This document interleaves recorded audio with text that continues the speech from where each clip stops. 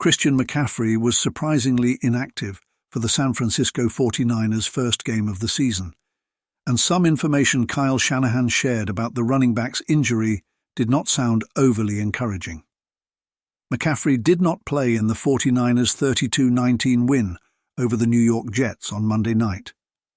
In a conference call on Tuesday, Shanahan told reporters that McCaffrey is dealing with a calf injury and tendinitis of the Achilles.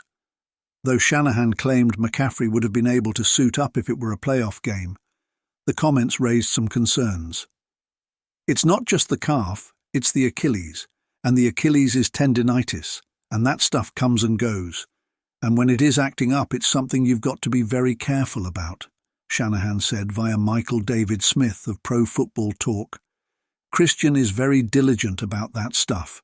If it was a playoff game, he made it very clear to me he believed he could go.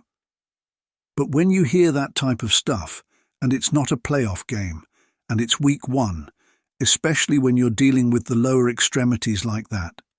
It was a tough decision, but hearing all the words and stuff, in the long run it made it easy. The big question is if the injury is something that McCaffrey will have to deal with all year.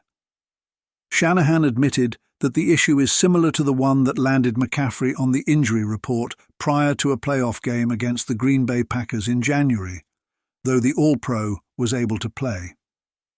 There have already been some questions about whether the 49ers were misleading with McCaffrey's injury status leading up to Monday's game. The Niners travel to Minnesota to take on the Vikings on Sunday in Week 2.